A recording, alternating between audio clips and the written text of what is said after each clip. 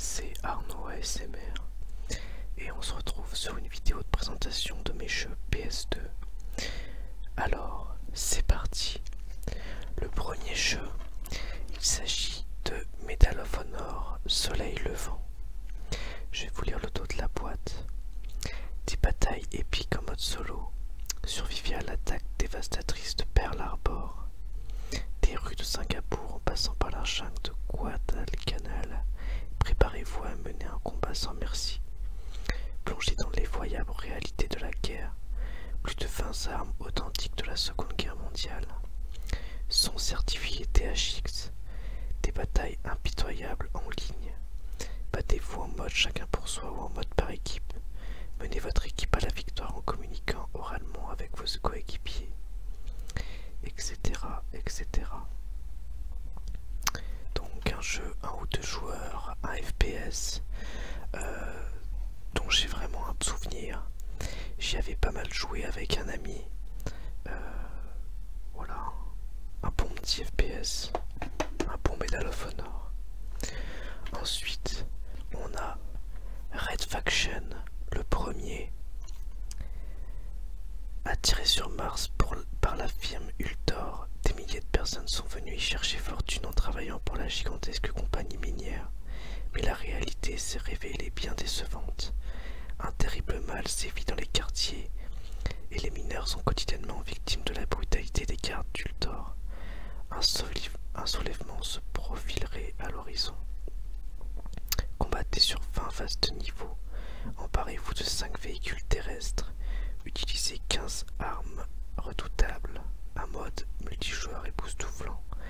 Technologie géomode.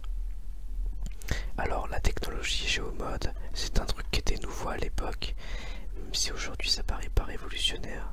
C'était le fait que quand on tirait dans les décors, notamment les murs, on pouvait percer des trous et on pouvait passer dans d'autres pièces, on pouvait se cacher, etc. C'était assez intéressant.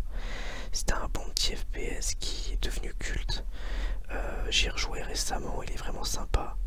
Après je trouve qu'il est un petit peu vide. Ensuite on a Def Jam Fight for New York. Bon bah Def Jam c'est un jeu de baston qui est vraiment bien foutu. Donc c'est un jeu de baston assez classique, mais il a une particularité, c'est que on peut jouer avec des stars du hip-hop tels que Bob Spark, Busta Rhymes, Capone, Carmen Electra, Gracie Legs, Danny Trejo, Fat Joe, Mac 10, Prodigy, Redman, Scarface, Saint Paul, Exhibit, Warren G, Snoop Dogg, etc., etc., etc. Envoie valser tes adversaires en utilisant 5 styles de combat différents. Tout est permis, bouteille, batte de baseball, barre de fer, etc. Surveille tes arrières, la foule reste rarement les bras croisés. Règne sur la rue grâce à la fonction crée ton propre fighter. Un très bon jeu de baston, vraiment fun. Et original pour le coup. Ensuite, Disney Think Fast, le Maxi Quiz. Alors, bon bah c'est un jeu qui est conçu pour les enfants. Dans la lignée des buzz, on joue avec un petit buzzer qui est sympa, mais bah voilà, moi quand je l'ai acheté avec ma compagne, on l'avait acheté parce qu'on pensait que c'était des questions sur Disney. Et en fait, il y a une grosse partie des questions qui sont vraiment des questions axées pour les enfants très jeunes et qui n'ont pas forcément de lien avec Disney. Donc, on a été un petit peu déçus. Ensuite, Siberia, un jeu de P-Socale. Siberia, le voyage de Kate Walker. Pour Kate Walker, jeune et ambitieuse avocate, cette affaire semblait simple. Le temps de racheter cette vieille usine d'automates au fond d'une vallée alpine, et elle serait de retour à New York. En acceptant cette mission, elle ne se doutait pas un instant que sa vie allait être bouleversée. D'ouest en est sur les traces d'un inventeur de génie. Elle va traverser toute l'Europe et croiser le destin de personnages extraordinaires. Son voyage dans l'espace et le temps bouleversera ses convictions, et le contrat qu'elle devait conclure prendra la forme d'un pacte avec son destin. Un scénario captivant, crédible et riche, Siberia est une fable moderne dans laquelle réalité et fiction s'entrechoquent. De nombreuses heures de jeu passionnantes, une multitude d'énigmes à résoudre et de mécanismes à actionner. Plus de 30 personnages à rencontrer, des centaines de lieux magnifiques, réalistes et mystérieux à explorer. Donc Siberia, qui semble être un très bon jeu auquel je n'ai pas encore joué, dans la lignée je pense d'un Myst ou d'un Lamerson. Ensuite on a Manhunt qui est développé par Rockstar. Ils viennent de tuer Cash, maintenant ils veulent remettre ça. Tu te réveilles au son de ta respiration oppressée, tu cours, tu te caches, tu te bats pour survivre. Si tu parviens à rester en vie assez longtemps, peut-être pourras-tu trouver les coupables. Donc en fait, Manhunt c'est un espèce de jeu d'infiltration action qui est assez connu parce qu'en fait à l'époque où il est sorti il était vraiment très gore. C'est un jeu 18+. Graphiquement il est pas foncièrement très beau mais pour la PS2 c'est très correct. Et je l'ai pas terminé. J'ai dû faire à peu près la moitié du jeu. Je l'ai trouvé sympa mais un petit peu rébarbatif. Ensuite, Street Fighter Alpha Anthology. Les plus grandes légendes sont de retour dans le jeu de combat le plus célèbre de tous les temps. Voici pour la première fois l'intégralité des titres de la série Street Fighter Alpha réunis dans une collection arcade. Vous choisissez le jeu, le combattant et vous décidez du vainqueur. Donc dedans il y a Street Fighter Alpha, Street Fighter Alpha 2, Alpha 2 Gold, Alpha 3 et Super... J'arrive pas à lire le dernier. Super Gem Fighter Mini Mix que je ne connais pas. Bon bah tout simplement j'avais envie d'avoir des jeux Street Fighter. J'ai pas de Super Nintendo et je me suis dit que c'était un bon moyen puisque je l'avais trouvé dans une foire à tout à 1 €. Et j'ai bien fait puisque c'est vraiment des classiques. Ensuite, un jeu que j'ai acheté aujourd'hui auquel je n'ai pas encore joué. Je l'ai acheté parce que je trouvais le speech original. Un jeu développé par Rockstar. Une sorte de GTA-like mais assez original. Je vais vous lire, vous allez comprendre. Fidèle à la tradition Rockstar, Canis Canem Edit s'inscrit dans la lignée du politiquement incorrect, avec un gameplay original, un scénario plein d'humour et d'ironie et un tout nouveau terrain de jeu, la cour de l'école. Vous incarnez un élève à problème et devez à ce titre affronter de nombreux caïds, supporter les railleries des profs, jouer des tours à vos camarades, vous battre pour le cœur d'une jolie fille et apprendre à surmonter les obstacles divers et variés de la pire école des environs, Billworth Academy. Alors ce jeu, donc j'ai toujours pas joué puisque je viens de l'acheter, mais ça avait l'air d'être vraiment un jeu sympa. Le speech m'a vraiment donné envie d'y jouer et j'ai lu de très bonnes critiques sur internet, donc j'ai hâte de m'y mettre. Puis je me demande un petit peu à quoi m'attendre. Ensuite, Buzz, le grand quiz. Donc c'est un jeu, un quiz classique, sympa, qui joue avec des buzzers. Particulièrement sympa à 4, avec des questions sur un petit peu tous les thèmes. Voilà. Ensuite, Time Splitters 2. Alors les Time Splitters, j'adore vraiment. Et ce deuxième épisode, j'ai beaucoup joué en multijoueur avec des amis quand j'étais plus jeune. Ce mode multijoueur, c'est vraiment une claque. On a énormément joué au Capture the Flag. C'est un jeu très très fun, rapide. Bref, c'était un très bon FPS de la PS2. Après, j'ai un petit peu joué au jeu solo, mais j'ai surtout joué au mode multijoueur. Ensuite, GTA Vice City Stories. J'ai pas joué à celui-ci, donc je peux pas en dire grand chose. Je vais juste vous lire le derrière de la boîte. Vice City 1984, les perspectives d'avenir sont nombreuses dans une ville émergeant des marais, où la croissance est soutenue par les violentes luttes pour le contrôle du lucratif trafic de drogue. Les bétonnières tournent à plein régime tandis qu'une grande métropole s'élève sur les fondations du crime et de la trahison. Soldat de métier, Vic Vance a toujours cherché à servir sa patrie, à rester dans le droit chemin et à protéger sa famille, ce qui est loin d'être une partie de plaisir, mais il va commettre un faux pas qui va tout bouleverser. Plongé au cœur d'une ville où glamour et ambition dévorante se livrent un combat sans merci. Vic va devoir faire un choix, bâtir un empire ou se faire écraser. Ce que j'en sais, c'est qu'apparemment elle est moins bien que Vice City, puisqu'ils ont essayé de faire un espèce de jeu bis avec une ambiance donc proche, mais l'ambiance est moins bonne. Après, je peux pas confirmer puisque je n'y ai pas joué. Ensuite, on a Flatout. Au volant de votre bolide, gonflez à bloc, poussez vos adversaires dans le décor, provoquez des accidents spectaculaires et prenez la tête de la course par tous les moyens. Tous les coups sont permis pour laisser vos adversaires loin derrière et remporter le championnat Flatout. Un bon jeu de course original et vraiment fun. Ensuite, Tom Clancy's Splinter Cell. Pour un grand classique des jeux d'infiltration.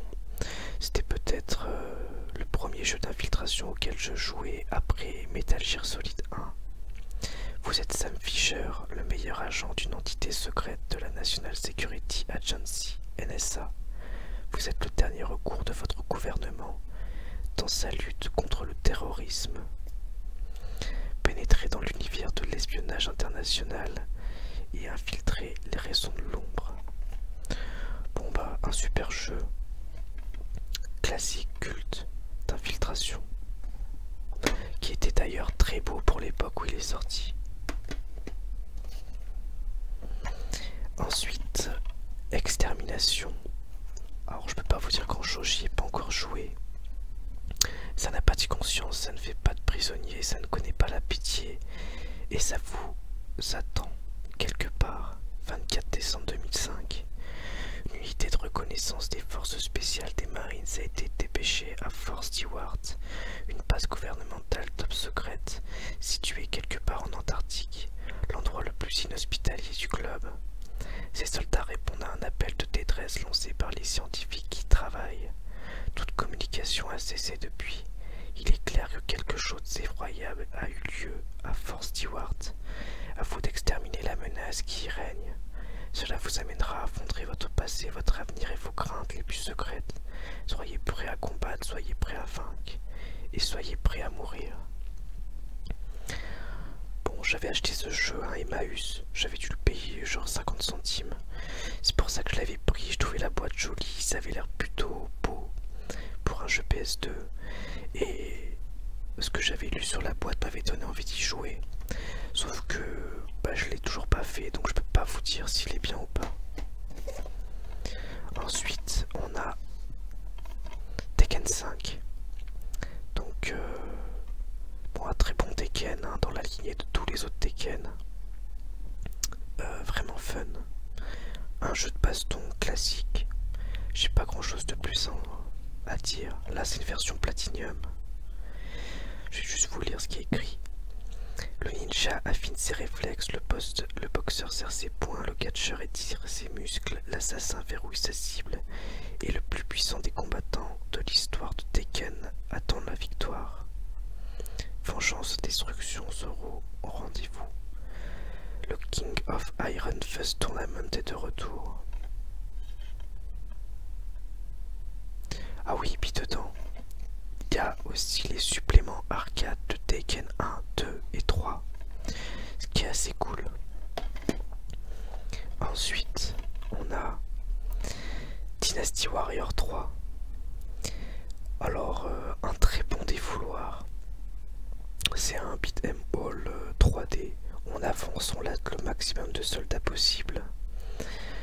Voilà, c'est un bon jeu, vraiment sympa. Il y a une particularité qui est vraiment très drôle et je vous conseille d'aller regarder les cinématiques si vous connaissez pas ce Dynasty Warrior 3, c'est qu'il a été doublé en français et qu'en fait les mecs qui doublent, c'est vraiment très très drôle puisqu'ils ont des accents à couper au couteau et on a l'impression qu'ils ont été recrutés au PMU du coin et qu'ils n'ont jamais fait de travail de doublage.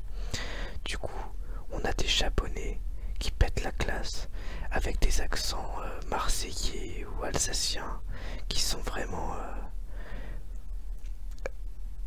c'est vraiment exagéré, mal joué et très très drôle, et des accents qui n'ont rien à voir avec l'ambiance du jeu. Donc je vous conseille de taper Dynasty Warrior 3 français cinématique sur YouTube et je pense que vous allez vraiment bien rigoler. Mais hormis ça, c'est un très bon jeu. D'ailleurs je dirais que, enfin pour moi cette histoire d'accent ça apporte un plus au jeu puisque ça le rend drôle à son insu. Ensuite, un classique, Crazy Taxi. Préparez-vous pour la plus folle des courses en taxi de votre vie. Frayez-vous un chemin à travers les rues et les trottoirs encombrés pour déposer votre client à l'heure. Dans Crazy Taxi, le temps c'est de l'argent, et seuls les chauffeurs de taxi les plus givrés seront payés. Une animation extrêmement fluide et des manœuvres délirantes à maîtriser. 3 modes de jeu arcade original Crazy Box. Choisis parmi 4 différents taxis et chauffeurs, chacun ayant son propre style de conduite. Une bande son électrique avec Offspring et Bad Religion. Bon, un très bon jeu original. Bon, un petit peu répétitif, mais c'est pas un jeu auquel je jouerai des heures. Mais une fois de temps en temps, c'est très sympa. Et puis bah, effectivement, il y a une bande son qui est assez cool. Donc c'est à souligner. Et puis graphiquement, il était beau pour l'époque où il est sorti. Puisqu'il me semble que c'était vers le début de la PlayStation 2. Ensuite, un des jeux de baston auquel j'ai le plus joué, il s'agit de Dead or Alive 2, qui est une claque. J'ai beaucoup joué en multijoueur avec des potes, et c'est vraiment un super jeu de baston. Pouvez-vous vous libérer d'une clé de bras le dos? Pouvez-vous parer un coup de pied à la tête? D'ailleurs, je viens de remarquer qu'il y avait des fautes sur le derrière de la boîte et qu'il manquait même des lettres. Pouvez-vous vous défendre face à une combinaison constituée d'un hypercut, d'un double saut périlleux avec réception sur la colonne vertébrale et d'un coup éclair de dragon?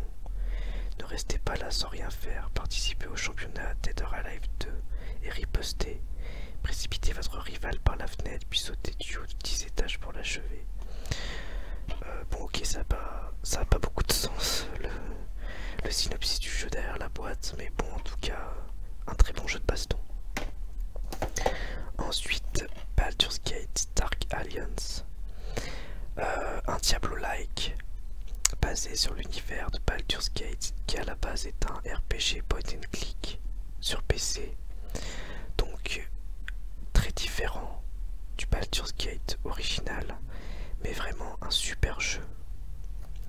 Découvrez l'univers de Baldur's Gate comme vous ne l'avez jamais vu. Explorez les mondes de Baldur's Gate Dark Alliance, des niveaux remplis d'aventures épiques, de combats intenses, d'énigmes insurmontables, d'intrigues tortueuses.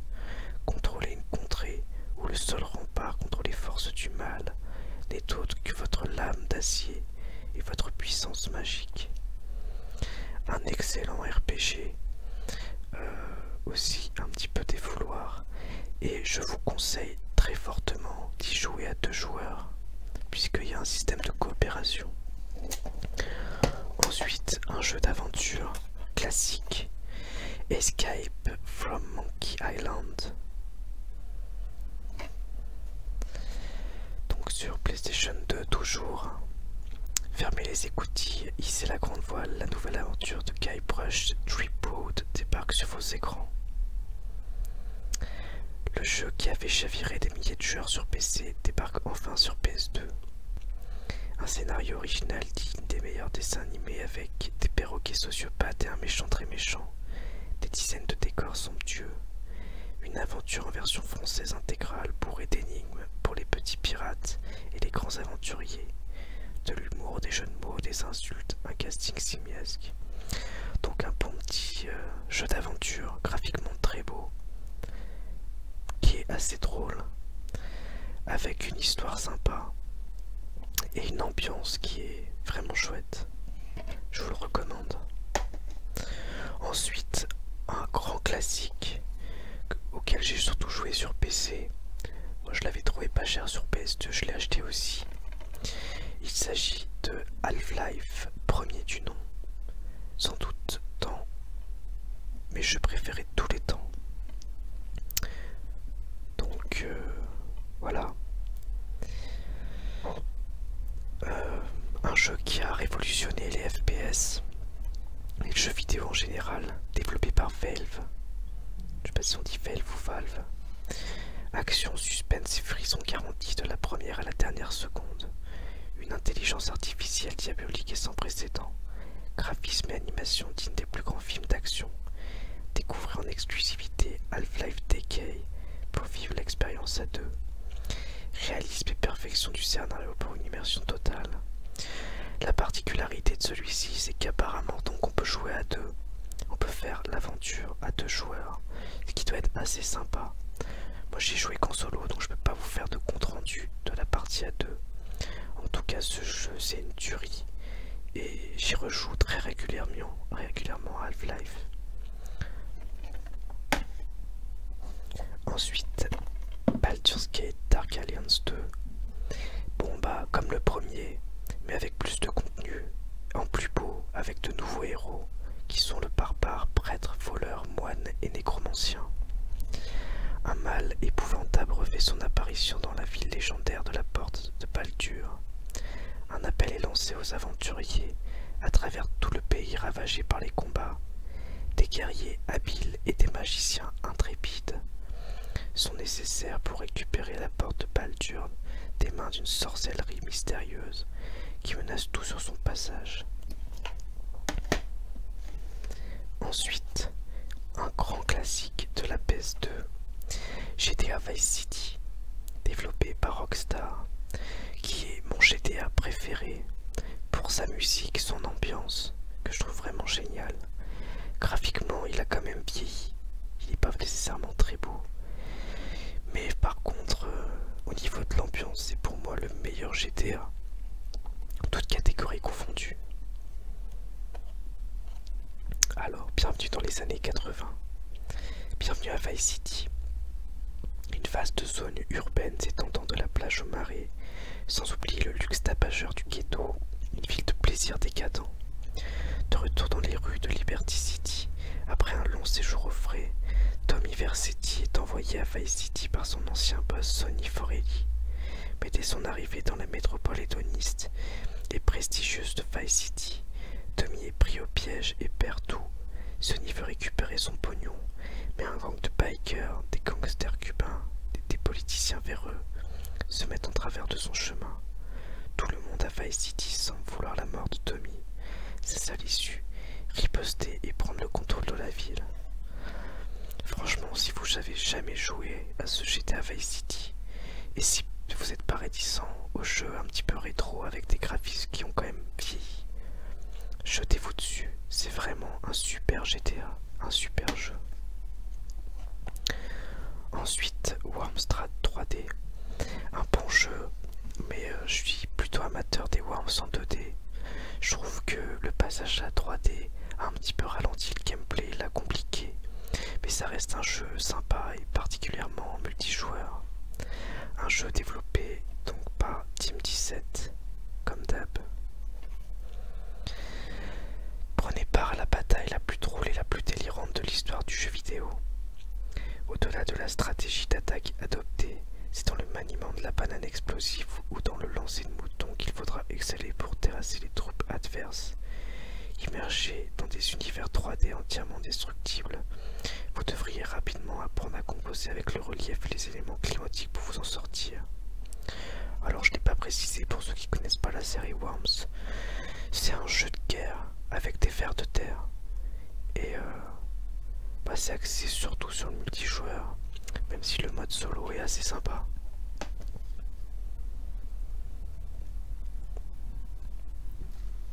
Ensuite, on a MGS2, Metal Gear Solid 2, j'y ai toujours pas joué. Je n'ai joué pour l'instant qu'au premier, que j'ai fini il y a peu. Et en fait, je veux faire tous les Metal Gear dans l'ordre. On dit des Metal Gear d'ailleurs. Donc bref, je peux pas vous dire. Bon, en tout cas, il est culte. Hein. J'ai surtout, je me souviens, vu un ami jouer il y a plus de 10 ans. Et à l'époque, je trouvais ça super beau et super cool. Surtout que je connaissais que MGS1. Voilà, donc je risque de le commencer bientôt, vu que j'ai fini le premier. Et puis, bah, j'ai hâte. Malheureusement, j'ai pas beaucoup le temps de jouer, donc c'est un petit peu au compte-gouttes. Solid Snake est de retour dans une nouvelle aventure d'espionnage tactique, avec un DVD gratuit comprenant un making-of complet réalisé par Fun TV, les dernières heures de Metal Gear Solid 2, un article de Geoff Keighley de GameSpot.com, un documentaire pour tout savoir sur les coulisses de la réalisation du jeu, blablabla. Bla bla bla. Ensuite, GTA San Andreas. Bon, c'est le GTA auquel j'ai le plus joué. Paradoxalement, c'est pas mon préféré, mais c'est un très bon GTA qui instaure la règle de l'open world vraiment immense, puisqu'à l'époque c'était vraiment un des jeux avec le monde le plus grand qui soit. Je trouve qu'il est vraiment sympa.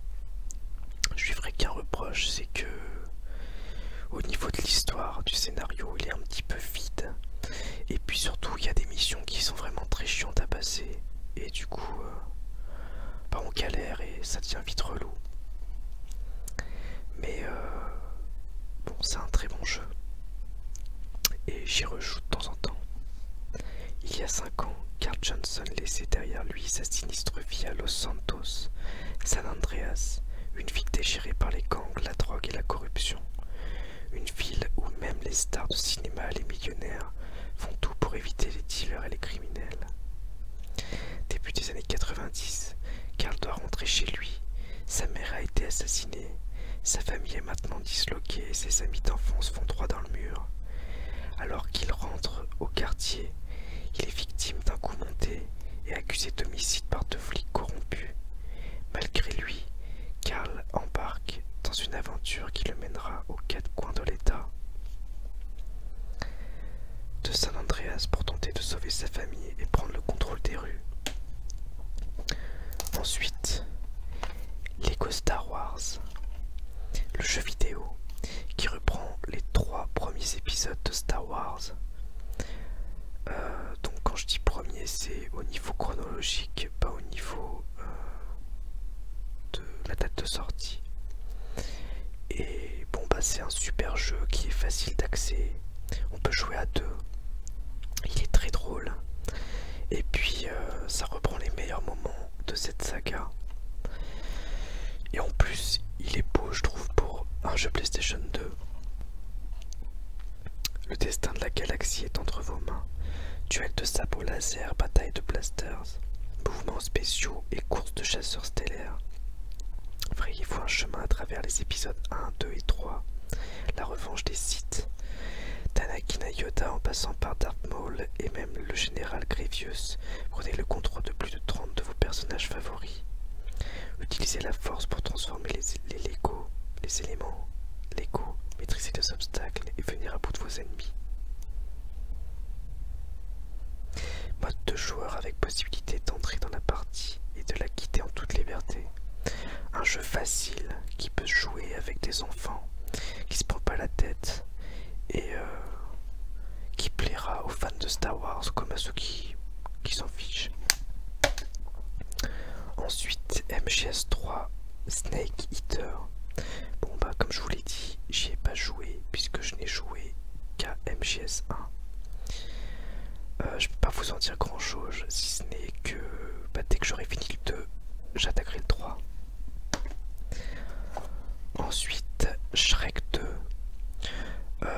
Il me semble que c'est un jeu plutôt marrant, mais pas mal buggé, qui est plutôt sympa si on joue à 2, qui a pas beaucoup d'intérêt tout seul. Voilà,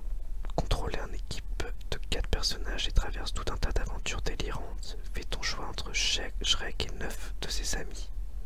Teste tes compétences dans des mini-quêtes spécialement conçues pour chaque personnage. Interagis avec des personnages et des lieux tout nouveaux. Voilà. J'en ai ni un bon ni un mauvais souvenir. En fait, je me souviens plus trop du jeu.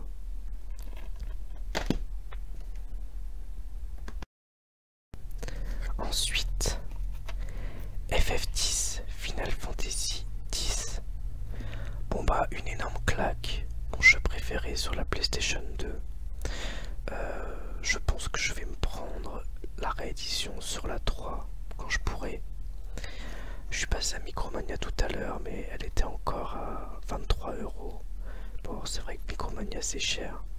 La réédition du 10 et du 10-2. Mais en tous les cas, voilà, c'est un excellent jeu avec des musiques magnifiques, une très belle histoire et un excellent Final Fantasy. Le monde enchanteur de Spira, d'ailleurs c'est le dernier Final Fantasy auquel j'ai joué, puisque j'ai pas joué à tous les suivants. Le monde enchanteur de Spira vit sous la menace constante de Sin, une entité maléfique qui dévaste tout sur son passage et n'inspire qu'effroi aux populations sans défense. Incarné Tidus, jeune star de Blitzball, et Yuna, talentueuse invoqueur dans leur pèlerinage au coin de Spira. Leur quête a pour unique but de débarrasser le monde de son pire ennemi. Mais sont-ils prêts à en payer le prix? Seule l'invocation finale peut défaire Sin. La paix de Spira repose dorénavant entre vos mains. Ensuite, Tony Hawk Pro Skater 4. Un Tony Hawk, un classique, un très bon jeu de skate, un jeu fun à jouer seul ou à plusieurs, avec un système, on est dans des files et puis on a des petites quêtes à faire pour gagner des points, augmenter des statistiques et passer au niveau suivant.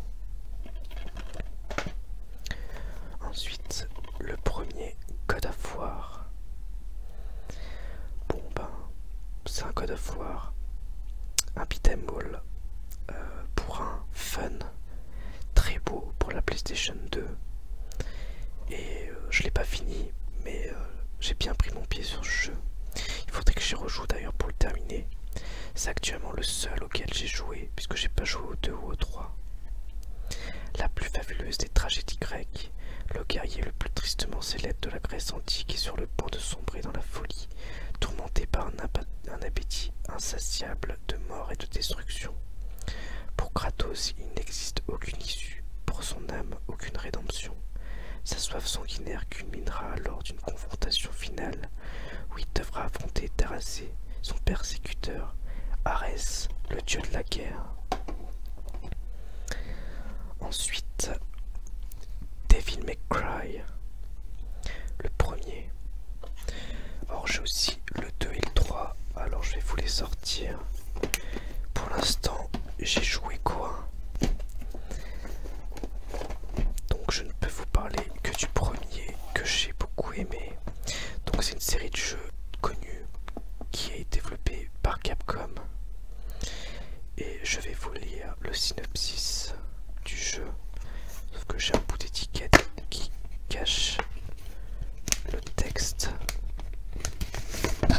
Alors, un nouveau chapitre du combat éternel entre le bien et le mal va se jouer sur l'île isolée de Malais. Il y a 2000 ans, Mundus, le tout-puissant prince des ténèbres, fut vaincu par le preux chevalier diabolique Sparda. Aujourd'hui, le seigneur du monde inférieur prépare à nouveau son armée maléfique pour envahir la terre.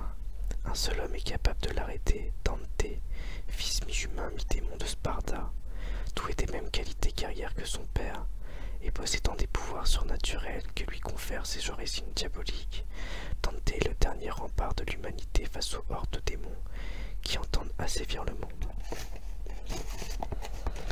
Bon bah, un bon beat'em all en 3D qui était très beau à l'époque où il était sorti, avec des cinématiques en classe, un personnage badass, des fois même ça en fait un petit peu trop, mais un bon jeu. Je peux donc pas vous parler du 2 et du 3 puisque je n'y ai pas joué. Ensuite, bon alors là, j'ai, je pense, tous les SingStar de la PlayStation 2 pour une simple et bonne raison, c'est qu'on peut jouer à ces SingStar sur la PS3. Du coup, je les avais achetés pour jouer avec ma copine, puisque c'est une fanat de SingStar.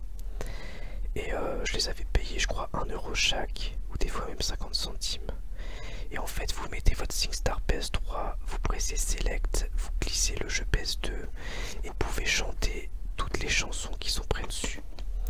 Donc là, j'ai SingStar Legend, SingStar Rocks, Pop Hits 2, Pop, SingStar Classic, Pop Hits 3, SingStar Energy, SingStar 80 et SingStar ABBA. Ensuite, on a Buzz. Donc, un quiz comme vu précédemment, sauf que celui-ci, c'est un spécial musique. Ensuite, Maximo Army of Sin, qui est dérivé de Ghoul & Ghost et Ghost & Goblin, qui est un jeu en 3D de plateforme qui me fait un petit peu penser dans l'ambiance à un Medieval sur PlayStation 1 et qui est un jeu vraiment très sympa. Donc Maximo versus Army of Sin. Après avoir vaincu le diabolique Achille, Maximo part à la recherche de sa dulcinée disparue dans les mondes mystérieux. Lors de son périple, il est attaqué par un terrible monstre mécanique qui semble tirer son énergie de l'âme de ses ennemis morts. Maximo jure de découvrir le secret de cette créature. Sa quête le mènera dans des pays vastes et uniques, où il rencontrera de nouveaux alliés et affrontera des ennemis terrifiants. Cette armée, venue de la nuit des temps, peut-elle être vaincue? D'où provient la cicatrice sur le visage de Maximo? Cette saga connaîtra-t-elle une fin plus heureuse que la précédente? Seul l'avenir le dira. J'ai pas joué au précédent, mais en tout cas c'est un super jeu. Graphiquement il est assez beau, il est fun, et voilà, un bon jeu. Et ensuite, pour finir, puisque c'est mon dernier jeu PS2, il s'agit de GTA 3, auquel je n'ai pas joué. J'ai joué sur PS2 qu'à GTA San Andreas et GTA Vice City. J'ai pas joué à GTA 3. D'ailleurs, je devrais, puisqu'il a l'air vraiment excellent. Liberty City, USA, la ville la plus décadente des États-Unis. Tu as été trahi et laissé pour mort. Aujourd'hui, tu reviens te venger. Les parrains de la mafia sollicitent tes faveurs. Les flics corrompus ont besoin d'aide et le gang de la ville veulent ta mort. Casse folle et règlement de compte seront tes seuls moyens de survie. Donc GTA 3, c'est le premier GTA en 3D. On incarne un personnage qui, il me semble, ne parle pas. Et apparemment l'histoire de GTA est assez cool. Mais du coup, je peux pas trop vous en parler. À l'époque, c'était une révolution, puisque c'était un jeu qui avait quand même un monde assez grand pour l'époque et qui était graphiquement beau.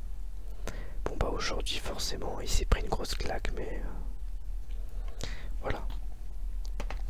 Donc voilà donc pour la présentation de mes jeux PS2. C'est vraiment une présentation très rapide, très succincte, parce que je vais pas prendre le temps de trop vous en dire sur les jeux. Par contre, si ça vous intéresse que je parle plus d'un jeu ou que je fasse un let's play sur l'un de ces jeux via émulateur, n'hésitez pas à me le dire et je ferai de mon mieux. Je vous remercie et je vous dis à bientôt. Au revoir.